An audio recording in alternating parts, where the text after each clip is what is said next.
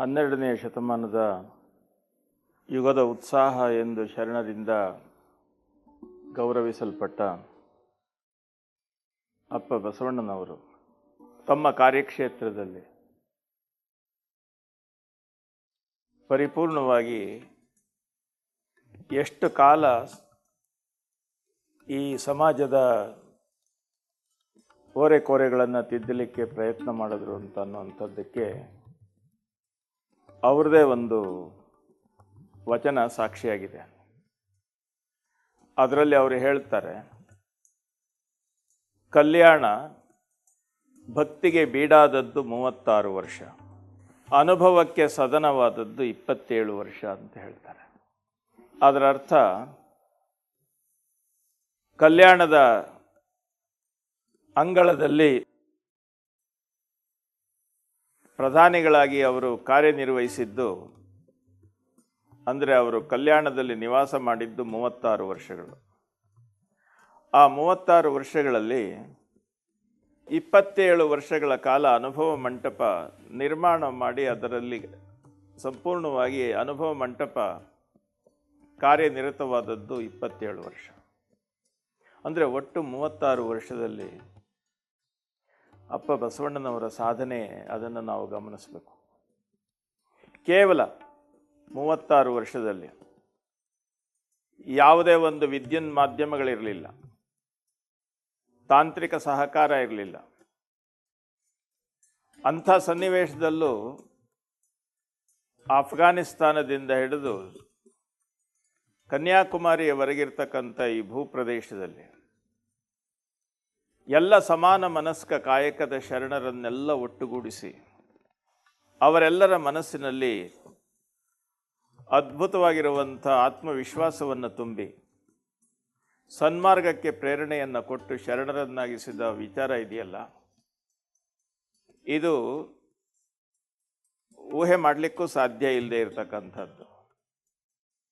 ಅಪ್ಪ ಬಸವಣ್ಣನವರ ಕಾಲದ ಶರಣೆಯರನ್ನು ನಾವು ಕುರಿತು ಯೋಚನೆ ಮಾಡೋದಾದರೆ, ಅನೇಕ ಮಂದಿಗೆ ಅಕ್ಷರ ಅನ್ನೋದೊಂದಿದೆ, ಓದು ಬರಹ ಅನ್ನುವಂಥದ್ದೇ ಗೊತ್ತಿಲ್ಲದೆ ಇದ್ದಂಥ,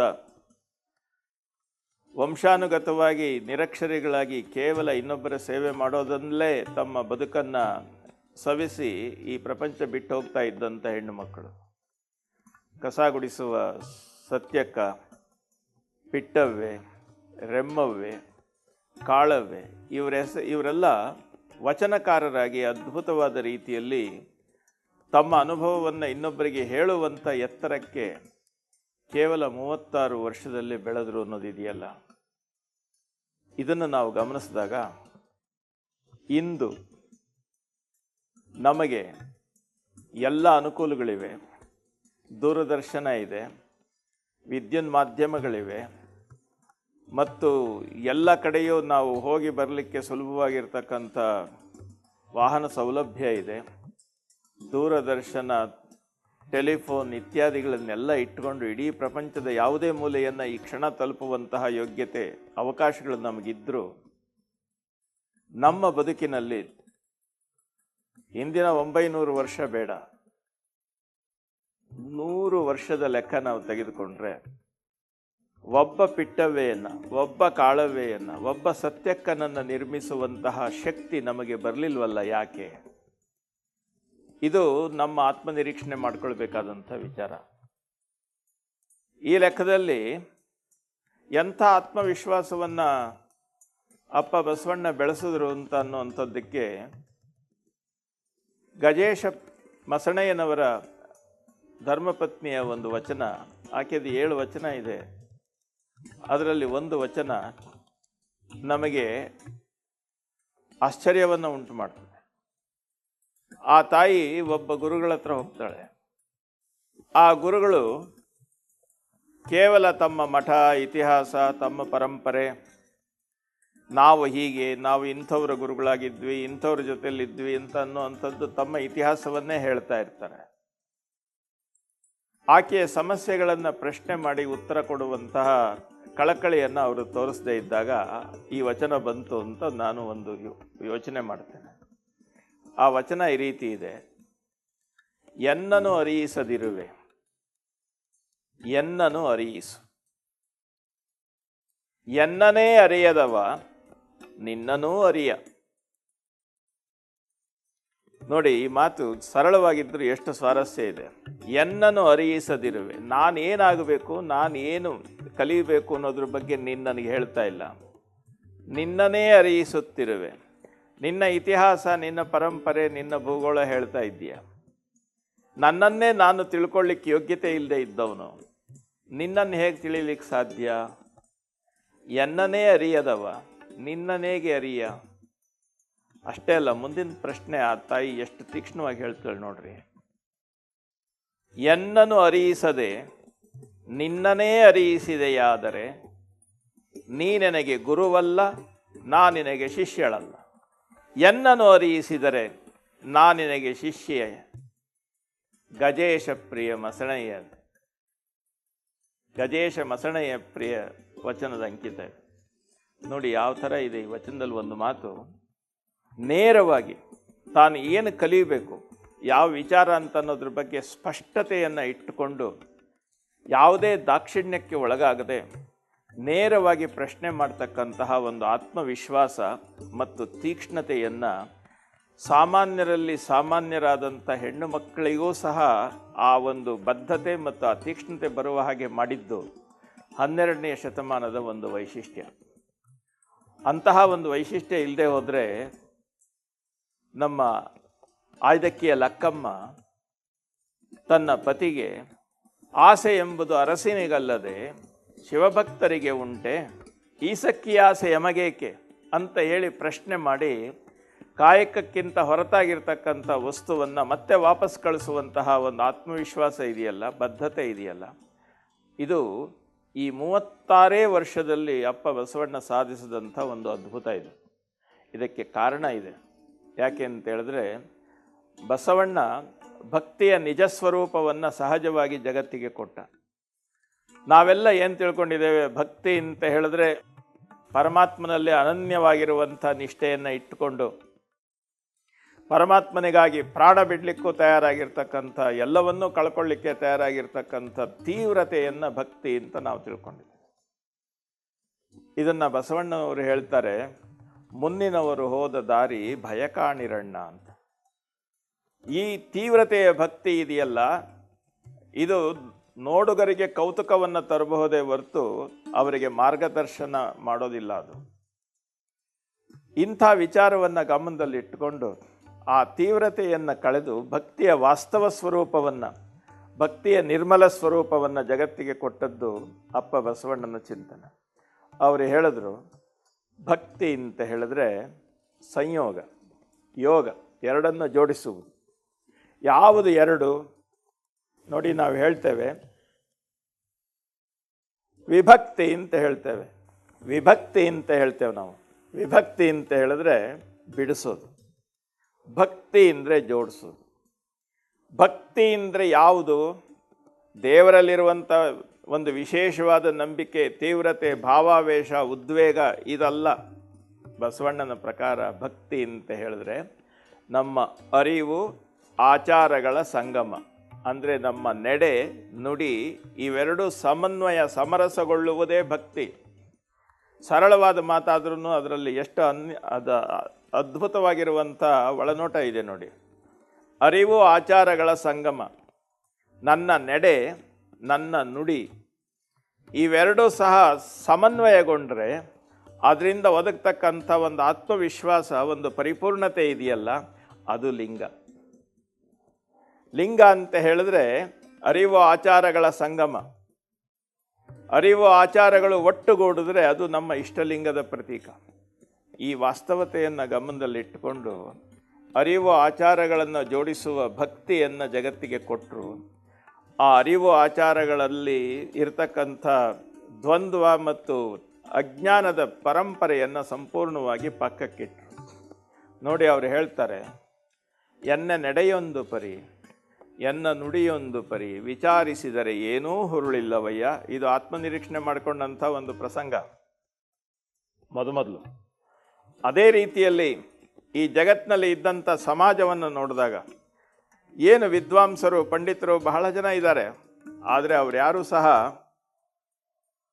ತಮ್ಮ ಮತ್ತು ಕಲ್ತಿದ್ದರ ಅರಿವು ಮತ್ತು ಆಚಾರದ ಬಗ್ಗೆ, ಸಮನ್ವಯದ ಬಗ್ಗೆ ಯೋಚನೆ ಮಾಡ್ತಾ ಇಲ್ವಲ್ಲ. ಏನಯ್ಯ ವಿಪ್ರರು, ನುಡಿದಂತೆ ನಡೆಯರು, ತಮಗೊಂದು ಬಟ್ಟೆ ಶಾಸ್ತ್ರಕ್ಕೊಂದು ಬಟ್ಟೆ.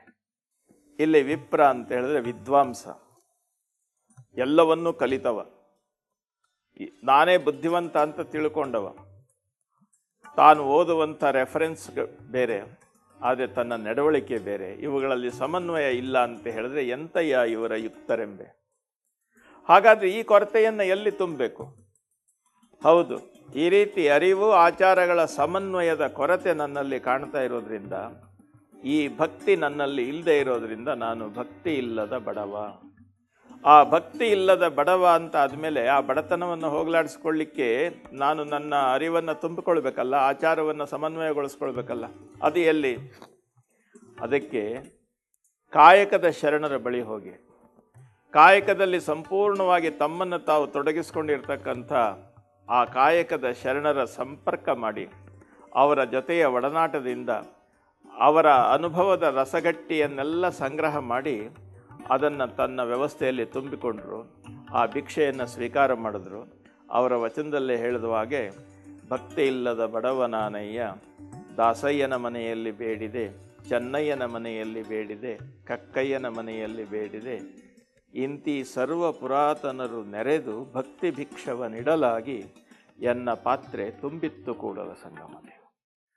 ತನ್ನ ಪಾತ್ರೆಯಲ್ಲಿ ಪ್ರತಿಯೊಬ್ಬ ಕಾಯಕ ಶರಣರ ಅನುಭವ ಅರಳಿದ ಹೂಗಳ ಮಕರಂದವನ್ನು ಸಂಗ್ರಹ ಮಾಡಿ ತನ್ನ ಗೂಡಿನಲ್ಲಿ ತುಂಬಿಟ್ಟುಕೊಂಡ ಬಸವಣ್ಣ, ನಮ್ಮ ಹೂದೋಟದ ಎಲ್ಲ ಹೂಗಳ ಮಕರಂದವನ್ನು ಸಂಗ್ರಹ ಮಾಡಿದಂಥ ಜೇನು ತನ್ನ ಗೂಡಿನಲ್ಲಿ ಮಧುವನ್ನು ಸ್ವೀಕಾರ ಮಾಡಿದ ಹಾಗೆ ಎಲ್ಲ ಕಾಯಕದ ಶರಣರ ಅನುಭವವನ್ನು ಸಂಗ್ರಹ ಮಾಡಿ ತಂದಂಥ ಬಸವಣ್ಣ ಒಂದು ಅದ್ಭುತವಾಗಿರುವಂಥ ರೀತಿಯಲ್ಲಿ ತನ್ನ ಪಾತ್ರೆಯಲ್ಲಿ ಅದನ್ನು ಸಂಗ್ರಹಿಸಿದ. ಆ ಪಾತ್ರೆಗೆ ಎಲ್ಲ ಶರಣರು ಕೊಟ್ಟ ಹೆಸರು ಅನುಭವ ಮಂಟಪ. ಅನುಭವ ಮಂಟಪ ಅಂತ ಹೇಳಿದ್ರೆ ಎಲ್ಲ ಕಾಯಕ ಜೀವಿಗಳ ಅನುಭವದ ಒಂದು ಮನದಾಳದ ಆ ಒಂದು ಅದ್ಭುತವಾದ ಸಂಸ್ಕಾರದ ರಸಗಟ್ಟಿ ಅನುಭವ ಮಂಟಪವಾಯಿತು. ಆ ಅನುಭವ ಮಂಟಪದ ಅಧ್ಯಕ್ಷರಾಗಿ ಪ್ರಭುದೇವರು ಬಂದರು. ಆ ಅನುಭವ ಮಂಟಪ 27 ವರ್ಷಗಳ ಕಾಲ ಜನಸಾಮಾನ್ಯರಲ್ಲಿ ಆತ್ಮವಿಶ್ವಾಸದ ಅದ್ಭುತವಾಗಿರುವಂಥ ಬೆಳಕನ್ನು ತುಂಬುವುದರಲ್ಲಿ ಅದು ಕಾರ್ಯಗತವಾಯಿತು. ಇದು ಈ ಇತಿಹಾಸದ ನೆಲೆಯಲ್ಲಿ ನಾವು ಗಮನಿಸಬೇಕಾದದ್ದು ಸರಳತೆ. ಹಾಗಾದರೆ ಅನುಭವ ಅಂದರೆ ಯಾವುದು ಅಂತ ಹೇಳಿದ್ರೆ, ಅರಿವು ಆಚಾರಗಳ ಸಂಗಮ. ಹೇಗೆ ನಾವು ತಿಳಿಯುತ್ತೇವೆ ಅದರಂತೆ ನಡೀಬೇಕು, ಹೇಗೆ ನಡೀತೇವೆ ಅದರಂತೆ ನಾವು ತಿಳಿಯಬೇಕು. ಇವೆರಡರ ನಡುವೆ ಎಲ್ಲಿಯೂ ತರತಮ ಭಾವ ಬರಬಾರ್ದು, ಮೇಲು ಕೀಳು ಬರಬಾರ್ದು ಅನ್ನುವಂಥ ವ್ಯವಸ್ಥೆಯನ್ನು ಸಹಜವಾಗಿ ರೂಪಿಸ್ಕೊಂಡ್ರು. ಅದಕ್ಕೋಸ್ಕರ ಹೇಳಿದ್ರು, ಶಾಸ್ತ್ರ ಗ್ರಂಥಗಳನ್ನು ಇಟ್ಟುಕೊಂಡು ಲೋಕದ ಡೊಂಕ ನೀವೇಕೆ ತಿದ್ದುವಿರಿ. ಈ ಜಗತ್ತಿನಲ್ಲಿ ನೋಡಿ, ಅವನು ತಪ್ಪು ನಡೀತಾ ಇದ್ದಾನೆ, ಇವನು ತಪ್ಪು ನಡೀತಾ ಇದ್ದಾನೆ, ಅದು ಸರಿ ಇಲ್ಲ, ಇದು ಸರಿ ಇಲ್ಲ, ಅವರು ಹಾಗೆ ಇವರು ಹೀಗೆ ಅಂತ ಹೇಳಿ ನಾವು ಓತಪ್ರೋತವಾಗಿ ಭಾಷಣ ಮಾಡ್ತೇವೆ, ಲೋಕದ ಡೊಂಕ ತಿದ್ದುವ ಕೆಲಸ ಮಾಡ್ತೇವೆ. ಆದರೆ ಅಪ್ಪ ಬಸವಣ್ಣ ಹೇಳಿದ್ರು, ನಿಮ್ಮ ನಿಮ್ಮ ತನುವ ಸಂತೈಸಿಕೊಳ್ಳಿ, ನಿಮ್ಮ ನಿಮ್ಮ ಮನವ ಸಂತೈಸಿಕೊಳ್ಳಿ ಅಂತ ಹೇಳಿದ್ರೆ, ತನು ಕಾಯಕ ಅಂದರೆ ಕರ್ತವ್ಯ ಆಚಾರಕ್ಕೆ ಸಂಬಂಧಪಟ್ಟಂಥದ್ದು, ಮನಸ್ಸು ಅರಿವಿಗೆ ಸಂಬಂಧಪಟ್ಟಂಥದ್ದು. ಅರಿವು ಆಚಾರಗಳಲ್ಲಿರ್ತಕ್ಕಂಥ ನ್ಯೂನತೆಗಳನ್ನು ಸರಿಪಡಿಸಿಕೊಳ್ಳಿ. ನೆರಮನೆಯ ದುಃಖಕ್ಕೆ ಅಳುವವರ ಮೆಚ್ಚ ಕೂಡಲ ಸಂಗಮ ದೇವ. ಹೀಗೆ ತನ್ನ ಅಂತರಂಗದ ಬೆಳಕನ್ನು ಸಹಜವಾಗಿ ಬೆಳೆಸಿಕೊಂಡು ಪ್ರತಿಯೊಬ್ಬರೂ ಆತ್ಮನಿರ್ಭರದ ಆತ್ಮಗೌರವದ ಪ್ರತೀಕವಾಗಿ ಯಾರು ಯಾರಿಗೂ ತಲೆಬಾಗದಂತೆ ಪರಿಪೂರ್ಣವಾಗಿ ನಿಲ್ಲುವಂತಹ ಆತ್ಮವಿಶ್ವಾಸವನ್ನು ತುಂಬಿಕೊಡೋದಿದೆಯಲ್ಲ, ಇದು ಬಸವಣ್ಣನವರ ಒಂದು ವಿಶೇಷವಾದಂಥ ಸಂಕಲ್ಪವಾಗಿತ್ತು. ಅದನ್ನು ಶರಣ ಧರ್ಮದಲ್ಲಿ ಅವರು ಸಹಜವಾಗಿ ಜೋಡಿಸ್ಕೊಂಡ್ರು. ನೋಡಿ, ಒಂದು ತುಂಬೆ ಹೂವಿದೆ, ಅದು ಎಲ್ಲೋ ನೆಲದಲ್ಲಿ ಬೆಳೀತಕ್ಕಂಥ ಒಂದು ಸಣ್ಣ ಗಿಡ, ಪಕ್ಕದಲ್ಲಿ ಗುಲಾಬಿ ಇದೆ, ಸಂಪಿಗೆ ಮರ ಇದೆ, ಬೇಕಾದಷ್ಟು ಮಲ್ಲಿಗೆ ಗಿಡ ಇವೆ, ಬೇಕಾದಷ್ಟು ಹೂಗುಡಿಗಳಿವೆ. ಆದರೆ ಯಾವುದೇ ಒಂದು ಸನ್ನಿವೇಶದಲ್ಲಿ ನೀವು ನೋಡಿ, ಒಂದು ತುಂಬೆ ಹೂವು ಅಥವಾ ಒಂದು ಗುಲಾಬಿ ಹೂವು ಇವುಗಳನ್ನು ಪಕ್ಕದಲ್ಲಿ ಇಟ್ಟಾಗ ತುಂಬೆ ಹೂವು ಯಾವತ್ತೂ ನಾಚಿಕೆಯಿಂದ ಕೀಳರಿಮೆಯಿಂದ ತಾನು ತಲೆ ತಗ್ಸೋದಿಲ್ಲ. ಯಾಕೆ ಅಂತ ಹೇಳಿದ್ರೆ, ನಾನು ಪರಿಪೂರ್ಣವಾಗಿ ತುಂಬೆಯಾಗಿ ಬೆಳೆದಿದ್ದೇನೆ ಅಂತ ಹೇಳಿ ಆತ್ಮವಿಶ್ವಾಸ ಅದಕ್ಕಿರುತ್ತೆ. ಅಷ್ಟೇ ಅಲ್ಲ, ಮಲ್ಲಿಗೆ ಅಥವಾ ಸಂಪಿಗೆ ಅಥವಾ ಯಾವುದೇ ದೊಡ್ಡ ಹೂಗಳು ಪ್ರಯತ್ನ ಪಟ್ಟರೂ ಸಹ ತುಂಬೆ ಹೂವಾಗಲಿಕ್ಕೆ ಸಾಧ್ಯ ಇಲ್ಲ. ಯಾಕೆ ಅಂತ ಹೇಳಿದ್ರೆ ದೇವರು ಅದಕ್ಕೆ ಕೊಟ್ಟಿರ್ತಕ್ಕಂಥ ಜವಾಬ್ದಾರಿಯನ್ನು ಅದು ಸಂಪೂರ್ಣವಾಗಿ ನಿರ್ವಹಿಸಿದಂಥ ಆತ್ಮವಿಶ್ವಾಸದಿಂದ ಇರಬೇಕು. ಹೀಗೆ ಬಡತನ ಸಿರಿತನ ಅಂತ ಅನ್ನುವಂಥದ್ದು ಈ ಗಿಡಗಳಲ್ಲಿರುವಂಥ ವ್ಯತ್ಯಾಸದ ಹಾಗೆ. ಆದರೆ ಅದರಲ್ಲಿರ್ತಕ್ಕಂಥ ಆತ್ಮವಿಶ್ವಾಸ ಇದೆಯಲ್ಲ, ಅದು ಯಾವತ್ತೂ ಕೊರತೆ ಆಗ್ತಕ್ಕದ್ದಲ್ಲ ಅಂತ ಅನ್ನುವಂಥದ್ದನ್ನು ಎಲ್ಲ ಜನರ ಮನಸ್ಸಿನಲ್ಲಿ ಸಹಜವಾಗಿ ಮೂಡಿಸುವ ಮುಖಾಂತರವಾಗಿ ಎಲ್ಲರೂ ಧಾರ್ಮಿಕವಾಗಿ ಸಮಾನರಾಗಿ ತಮ್ಮ ಆಧ್ಯಾತ್ಮ ಚಿಂತನೆಯನ್ನು ಹಂಚಿಕೊಳ್ಳುವವರಾಗಿ ಸಹಜವಾಗಿ ಬೆಳಕು ಮಾಡುವಂಥ ಒಂದು ವ್ಯವಸ್ಥೆಯನ್ನು ಸರಳ ಸುಂದರ ರೀತಿಯಲ್ಲಿ ಅಪ್ಪ ಬಸವಣ್ಣ ಮಾಡಿಕೊಟ್ರು.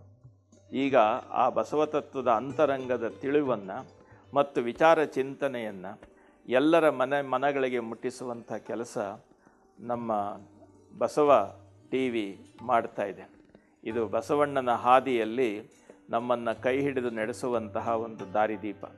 ಅನುಭವ ಮಂಟಪದ ಕಡೆಗೆ, ಅಂದರೆ ಅರಿವು ಆಚಾರಗಳ ಸಂಗಮದ ಕಡೆಗೆ ನಮ್ಮ ಮನಸ್ಸನ್ನು ಜಾಗೃತಿಗೊಳಿಸುವಂಥ ಕೆಲಸ ಮಾಡುವಂಥ ನಮ್ಮ ಬಸವ ಟಿವಿಯ ಉದ್ದೇಶ ಅದು ಸಂಪೂರ್ಣವಾಗಿ ಅದು ಶಿವಸಂಕಲ್ಪ, ಬಸವಣ್ಣನವರ ಸಂಕಲ್ಪ ಅಂತ ಅನ್ನುವಂಥ ರೀತಿಯಲ್ಲಿ ಭಾವಿಸಿ ಇದರ ಹಿನ್ನೆಲೆಯಲ್ಲಿ ನಿಂತು ಸಂಕಲ್ಪ ಮಾಡಿ ಅದನ್ನು ವಿಶೇಷ ರೀತಿಯಲ್ಲಿ ಬೆಳೆಸ್ತಾ ಇರ್ತಕ್ಕಂಥ ಅದರ ಎಲ್ಲ ಪದಾಧಿಕಾರಿಗಳಿಗೆ ಮತ್ತು ಹಿರಿಯರಿಗೆ ಮತ್ತು ಅದರಲ್ಲಿ ತಮ್ಮ ಬದುಕನ್ನು ಮೀಸಲಿಟ್ಟಿರ್ತಕ್ಕಂಥ ಎಲ್ಲ ಕಾಯಕದ ಬಂಧುಗಳಿಗೆ ಆ ಬಸವ ಕೃಪೆ ಸದಾ ಇರಲಿ ಅಂತ ಅನ್ನುವಂಥ ಮಾತನ್ನು ಈ ಸನ್ನಿವೇಶದಲ್ಲಿ ಹೇಳಬಯಸ್ತೇನೆ.